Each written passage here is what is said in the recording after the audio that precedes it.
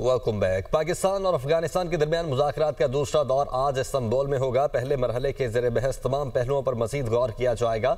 दहशतगर्दी रोकने के लिए मॉनिटरिंग मैकेनिज्म पर बात होगी, जबकि दरियाए कुनर से मुतल्लिक आलमी कवानीन की पासदारी करेंगे। दोहा मुज़ाकरात के नतीजे में पाकिस्तान और अफगान तालिबान के दरमियान जंगबंदी अमल में आई। पाकिस्तान का अफगान सरहदी राहदारियां ना खोलने का फैसला। तर्जुमान दफ्तर खारजा का कहना है कि जान बचाना तजारत से ज्यादा अहम है। जीशान यूसुफजई हमारे साथ मौजूद है इस हवाले से। जीशान, बताइएगा आज दूसरा दौर होने जा रहा है। आमिर, ऐसा ही है, आज इस्तांबुल में दूसरा दौर होने जा रहा है अफ़गान तालिबान और पाकिस्तान के डेलीगेशंस के दरमियान। और ये जो डेलीगेशंस हैं ये अफ़गान तालिबान की जानिब से इसमें उनके नायब वज़ीर दाखिला है, जबकि पाकिस्तान के वफ़द में जो है वो इंटेलिजेंस हुक्काम और दफ्तर खारजा के हुक्काम जो है इसमें शामिल है। और आज इस चीज़ पर बातचीत होगी कि जो सरहद पार दहशतगर्दी है उसके लिए एक ठोस मैकेनिज़्म बनाया जाए। और अगर हम इस सीक्वेंस को देखें तो गुज़िश्ता मुज़ाकरात से पहले भी दफ्तर खारजा की जानिब से एक स्ट्रॉन्ग मैसेज आया था, और आज के मुज़ाकरात से भी पहले कल दफ्तर खारजा का एक स्ट्रॉन्ग मैसेज आया। और अगर वो मैसेज मैं इस तरह डिफ़ाइन करूँ कि पाकिस्तान ने दहशतगर्दी के ख़िलाफ़ अपनी ज़ीरो टॉलरेंस पॉलिसी का ऐलान किया, तो ये बात गलत नहीं होगी। और ये ऐलान किया गया दफ्तर खारजा की जानिब से कि जो सरहदी राहदारियाँ हैं वो तब तक बंद रहेगी जब तक सिक्योरिटी की जो सूरत हाल है उसे दुरुस्त ना किया जाए। तो मजमूई तौर पर जो है एक ठोस सिक्योरिटी मैकेनिज़्म पर बातचीत होगी। और ये बात रही कि गुज़िश्ता मुज़ाकरात जो हुए थे तो क्या वो कारामद साबित हुए या नहीं, तो उसका जवाब है हाँ, क्योंकि कल ही तर्जुमान दफ्तर खारजा ने ये बात बताई है कि जब से सीज़ फायर हुआ है तो वो अभी तक इंटैक्ट। इसी वजह से सीज़ फायर कि पाकिस्तान में जो दहशतगर्दी है उसमें किसी हद तक कमी आई है, लेकिन फिर भी ये बॉर्डर्स बंद रहेंगे जब तक इसका कोई मुकम्मल हल नहीं सामने आएगा। हमारे ज़राए ने कंफर्म किया है कि जो TTP समेत दीगर जमातें हैं, दहशतगर्द तंजीमें हैं, उन पर बातचीत होगी। साथ में अफ़गान साइड जो है वो ये बता रहे हैं कि वो अफ़गान मुहाजिरीन पर और इन चीज़ों पर बात करेंगे। तो मजमूई तौर पर आज एक लाएअमल तय किया जाएगा और एक मैकेनिज़्म पर बातचीत होगी। इसके साथ साथ जो दोहा में एग्रीमेंट हुआ था तो ये उसका एक फॉलो ऑफ इजलास है कि जो चीज़ें हैं वो आगे उसको कैसे लेके चलना है, और क्या अफ़गान तालिबान जो है वो अपने उन वादों पर पूरा उतरते हैं जो दोहा एग्रीमेंट के तहत उन्होंने आलमी जो स्टेक होल्डर्स हैं उनके साथ किए हैं। तमाम पाकिस्तान का ये भी मुतालबा है कि अफ़गान तालिबान पाकिस्तान के खदशात दूर करे और दहशतगर्द जमातों के ख़िलाफ़ जो है वो ठोस कार्रवाइयाँ करे। लेकिन अगर हम दूसरे साइड पर देखें अफ़गान तालिबान को, तो उनके वज़रा की जो हम इंटरव्यू सुनते हैं तो गुज़िश्ता दिनों भी उनके वज़ीर ने एक आलमी नशरियाती इदारे को इंटरव्यू दिया है, और उसमें जब TTP पे बात हुई तो उन्होंने कहा है कि TTP जो है ये पाकिस्तान का अपना मसला है, हमारे लिए तो TTP या कोई भी इस तरह के मसाइल नहीं है। तो इन चीज़ों पर बातचीत होगी, और अगर कोई डेडलॉक बरकरार रहा तो जो रियासत पाकिस्तान है उसकी पॉलिसी बिल्कुल वाज़ेह है कि दहशतगर्दों को जो है वो उनको ख़त्म किया जाएगा, और अगर सरहद पार से दहशतगर्दी होगी तो फिर उधर ही जाके उनको मारा जाएगा, और जवाब दिया जाएगा भरपूर तरीके से। ज़ीशान, बहुत शुक्रिया आपका। पाकिस्तान का अक़वाम मुत्तहिदा में भारत को करारा जवाब। पाकिस्तानी काउंसलर गुल कैसर सरबानी ने खिताब में भारतीय मकरूह चेहरा बेनकाब कर दिया। कहा, भारत में मुसलमान, ईसाई, सिख और दिल्लत जुल्म और तशद्दुद का शिकार हैं। गुजरात, दिल्ली और बानीपुर के कत्लेआम भारत के चेहरे पर बदनुमा दाग हैं।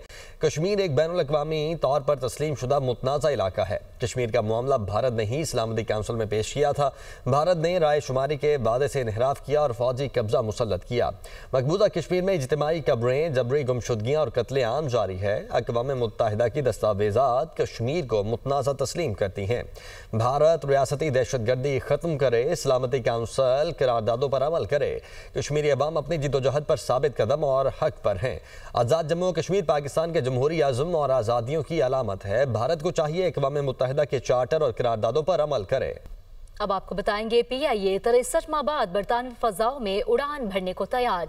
कौमी एयरलाइन आज से बरतानिया के लिए परवाज़ों का बाकायदा आगाज़ करेगी। पहली परवाज़ इस्लामाबाद से मैनचेस्टर के लिए रवाना होगी। इस्लामाबाद एयरपोर्ट पर तमाम तर इंतजामात मुकम्मल कर लिए गए हैं। इब्तदाई तौर पर हफ्तावार 2 परवाज़ें मंगल और हफ्ते को ऑपरेट होंगी।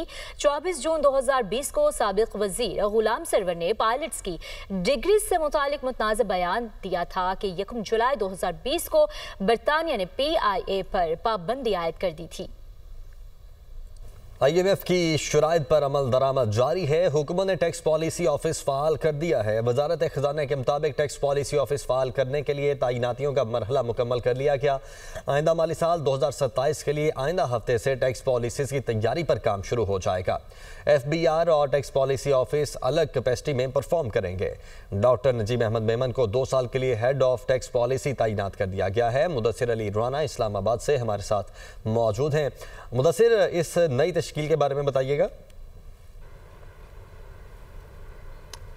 जी, हुकूमत की जानिब से IMF की शर्त पर टैक्स पॉलिसी ऑफिस को फाल कर दिया गया है और डॉक्टर नजीब अहमद मेमन जो कि इस वक्त member FBR policy inland revenue policy FBR headquarter में सर्विसेज फ्राहम कर रहे हैं, उनको टैक्स पॉलिसी ऑफिस का हेड अपॉइंट किया गया है, जिनकी तैनाती 2 साल के लिए की गई है। इसके अलावा टैक्स पॉलिसी ऑफिस में जो डायरेक्टर्स हैं उनकी तैनाती का मरहला मुकम्मल कर लिया गया है, जिसमें director personnel taxation, director business taxation और डायरेक्टर इंटरनेशनल टैक्सेशन और इसके अलावा director direct and indirect taxation जो है वो उनकी तैनाती मुकम्मल कर ली गई है और उनको स्पेशल प्रोफेशनल पे स्केल पर अपॉइंटमेंट की गई है, जो जिनकी सैलरीज 10 लाख से 15 लाख के दरमियान होंगी।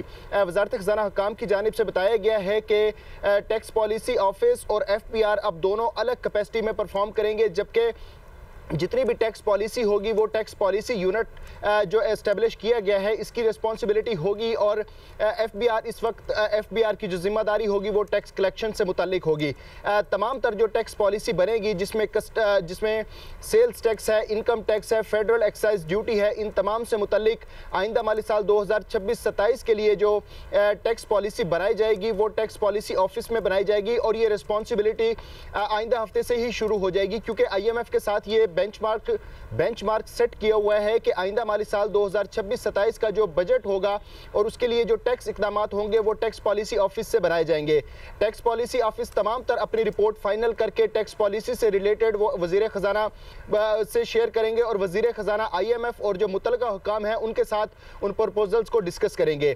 ज़राए की जानिब से बताया गया है कि इनिशियली तौर पर जो हेड ऑफ पॉलिसी हैं और डायरेक्टर्स हैं उनकी तैनाती 2 साल के लिए की गई है, तो इसको 2 साल के लिए दोबारा भी रिन्यू किया जा सकता है।